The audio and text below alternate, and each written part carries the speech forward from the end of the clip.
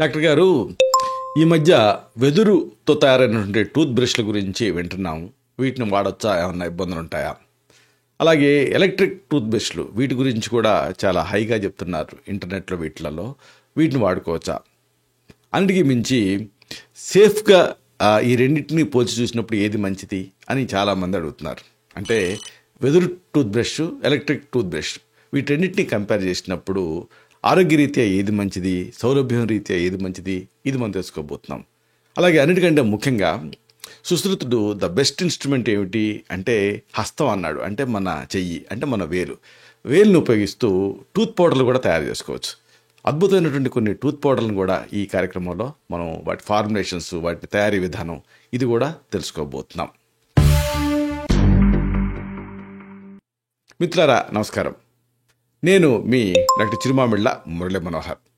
ఈ వీడియోలో చాలా ముఖ్యమైన విషయాన్ని తెలుసుకోబోతున్నాం.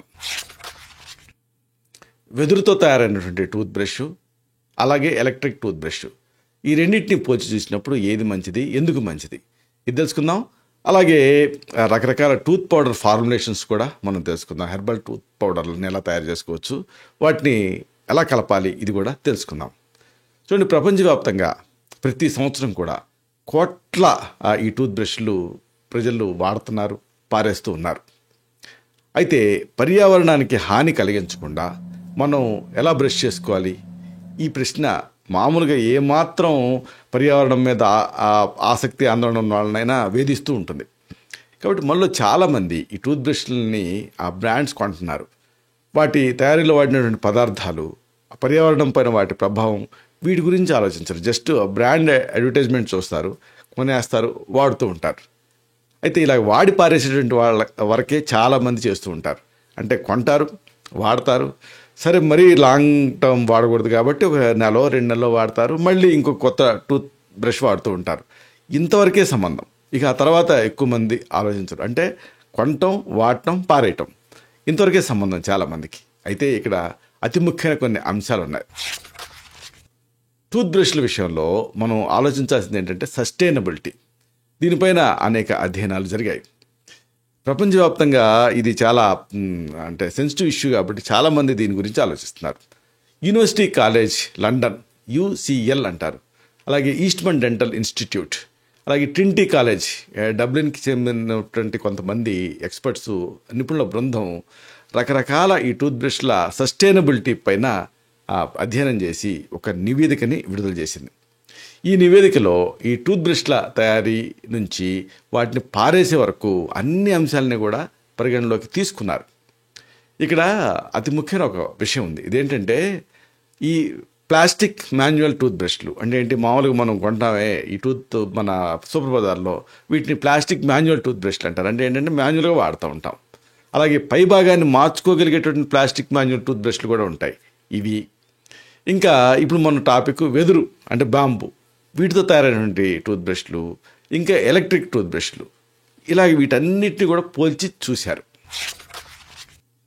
అయితే ఇక్కడ ఆసక్తికరమైనటువంటి కొన్ని విషయాలు వెల్లడయ్యాయి. ఈ ప్లాస్టిక్ టూత్ బ్రష్ల ప్రభావం ఎలా ఉంటుంది అనేది ముందు తెలుసుకోవాల్సినటువంటి విషయం. ప్లాస్టిక్ టూత్ బ్రష్ల తయారీలో ఏం వాడతారు? పాలీప్రొపలైన్ అనేటటువంటి ప్లాస్టిక్ని ఉపయోగిస్తారు.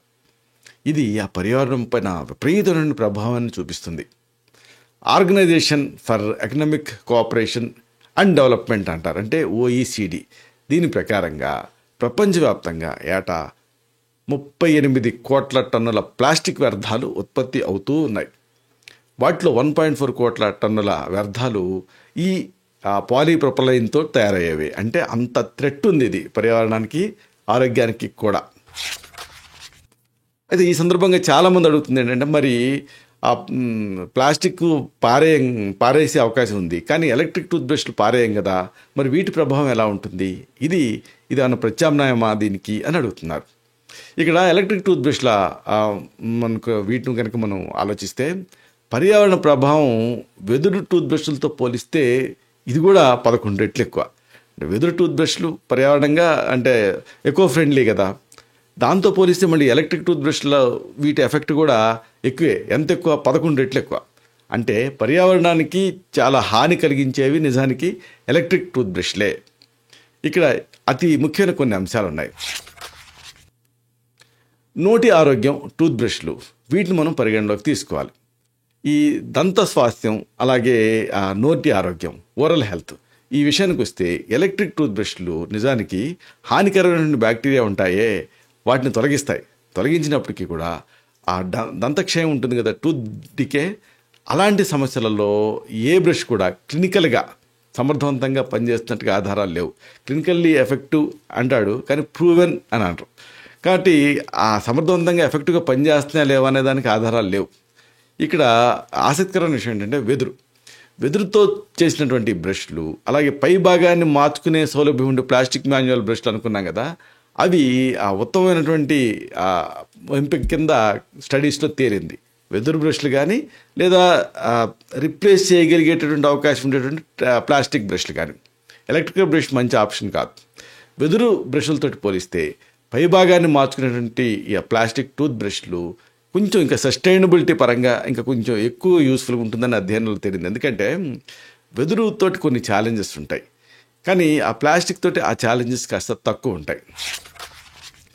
ఇక వెదురు టూత్ బ్రష్ల తయారీలో, అలాగే వాటి సస్టైనబిలిటీలో ఏమిటి సవాళ్ళు అనేది కూడా తెలుసుకోవాలి.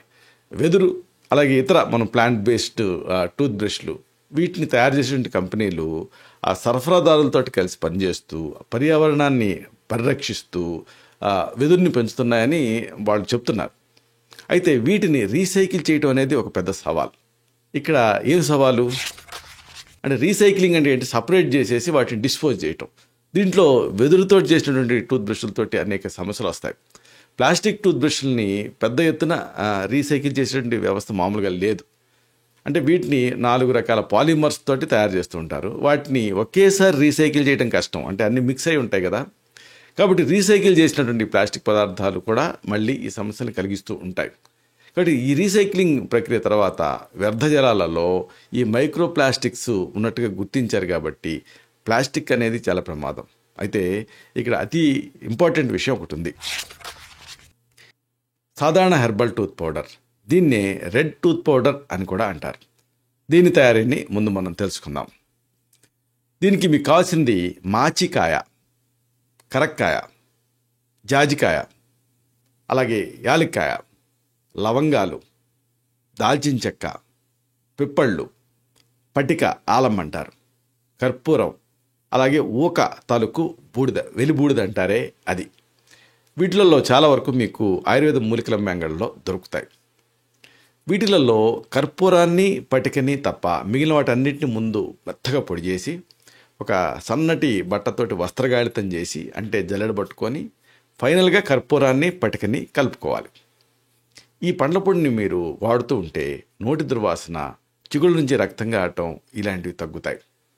పటికని పొడి చేసి ఒక మట్టి మూకుళ్ళల్లో గ్యాస్ స్టవ్ పైన మీరు ఉంచి వేడి చేయాలి.